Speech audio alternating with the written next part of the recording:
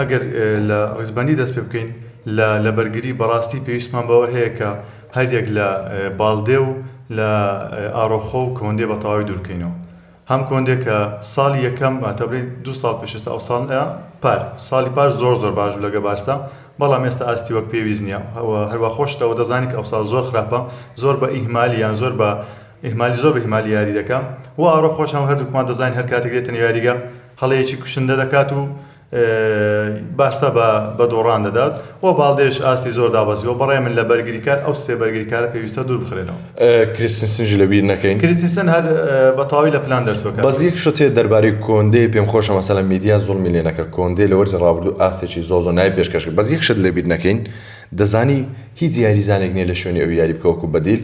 یعنی زۆر سەیرم پێدا لە وەرزی ڕابردوو لە چامپیۆنز لیگ سەرەکی بوو، لە شا، لە سوپەر، لە لالیگا، یعنی هەر پاڵاوانێتێکە بە بەس ئەوە یاریزانەیە بوو، کەسی تری نەبوو. یعنی بەڵاو بە خۆشحاڵی وڵاتیانی بەرشلۆنا هەندێک جار بە ناچاری دەچێت شوێنەوە، بەڵام یان ئەڕۆخۆ کە هیچیان یەدەگێکی باش نەبوو بۆ شوێنەوە، یاخود گارسی یاریزانێکی جۆ کرد و دەبێت شوێنێکیان بەجێشتوە ئەوە لەبیر نەکەین. یعنی یاریزانێکی زۆر باش و بەڵام لەو باوەڕدای پێویست بێ بەرشلۆنا بیفرۆشێت یان بۆچی یاریزانێکی نەکڕێت کەوا بیکاتە یەدەجی کۆندێ بۆی ئەوەندە مادوو نەبێت، ئەو یاریزان بتوانێت ئاستی ڕاستەقینەی خۆی پێشکەش بکات. باسی دەکەن مانچستەر یونایتد نزیک 90 میلیۆنی بۆ ئامادە کردووە.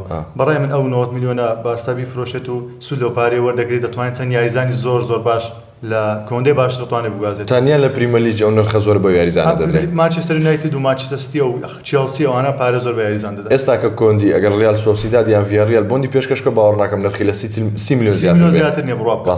لە 30 میلیۆن زیاتر نابێتن. ئەگە بینە ناوەڕاستیش کاک لەیس لە ناوەڕاست من لەگەڵ ئەوەنی یەک دخۆ پێش ناوەڕاست کانسێلۆ بۆندەکەی بکرێت هەمیشەیی؟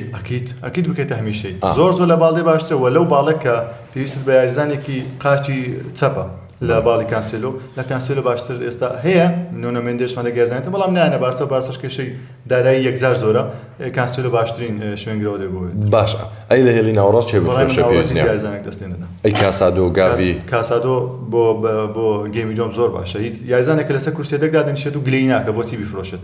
وە گاڤی یاریزانێکی بەڕۆحیەتە و وەکو دەبینین کە ئەو لەو یارانە کە بارسا پێویستی بە شەڕە، دەتوانین لە پێویستی بە شەڕە گاڤی دێنێتە نێو یاریگا. و دیۆنگیش هەردووکمان دەزانین کە چەند یاریزانێکی گەورەیە و پێدریش پێویست ناکات دوکمان قسەی لەسەر بکەین و بێرناڵیش ئەو ساڵ سەلمانی کە ئاستی زۆر باشە. بەڕای من پێویست ناکات لە ناوەڕاستی یاریزانێک بگۆڕێت. هیچ یاریزانێک بفرۆشێت لە هێڵی پێشەوە هێرشبەری. پێشەوە دوو یاریزان کاک لەیس دەتوانم بڵێم پێویستە لە بارسا دوور بخرێتەوە، ئەوانیش لیڤاندۆڤسکی و راشفۆرد. لیڤاندۆڤسکی بەهۆی راشفۆرد لەبیر نەکەین لەم وەرزەدا ڕاستە هەموو یاریەک باش نەبوویان سەرەکی نەبوو، بەڵام لە کلاسیکۆ بینیمان یاریێکی باشی کرد و گۆڵێکی ناوازەی تۆمار کرد. ئەی بەرامبەر نیوکاسڵ گۆڵی تۆمار کرد لە یاریەکە لە قۆناغی کۆمەڵەکان. بۆندەکەی 35 میلیۆن ئەی ئەسیستە نایەبەکانی 35 میلیۆنە هەڵەندە بۆندەکەی ناتوانی راشفۆرد لەبەر خاتری یاریەکی نیوکاسڵ و گۆڵێکی کلاسیکۆ کە بە پاڵ تۆماری کرد بهێنی لە پشتی پێبەستی بۆ بارسا. و بارساش بڕۆ ناکەم پشت بۆ یاریزانە بەستێ. بەس نرخەکەشەوە زۆر نییە. 35 میلیۆن زۆرە بۆ بارسا. نرخەکەی 35 میلیۆنە مانچستەر یونایتد داوای دەکات. خۆتی پیتر هەیە 50 تا 60 میلیۆنیش بە راشفۆرد دەدات لە بڕوان. ئەوان پێی دەدەن بەڵام بارسا پێی ناتێت. بارسا کێشەی دارایی. یعنی راشفۆرد شایانی ئەو نییە لە بەرشلۆنە بمێنێتەوە. پێویست ناکرێت لە بارسا بمێنێتەوە. راشفۆرد لیڤاندۆڤسکی پێویستە دوور بخرێنەوە. لیڤاندۆڤسکی تەمەنی زۆر بوو و راشفۆردش پێویستە. تۆرێز با بمێنێتەوە. ئەکی تۆرێز زۆر باشە و لەو یارانەی ئەخیر بینیمان کاگەی زۆر باشە تۆرێز. و لامینی یاماڵیش یەکێکە لە باشترین یاریزانەکانی جیهان و ڕافینیاش پێویست ناکە بڕوات و ئای ڕۆنی بەرداخچی بۆ یەدەگی لامی ئامال خراپ نییە ئەگەر بمێنێتەوە. ناکەم بژمێنێتەوە چکە کێشەی لە گانزی فلیکەیە، بەڵام ئەگەر بمێنێتەوە بۆ یەدەگی لامی ئامال خراپ نییە.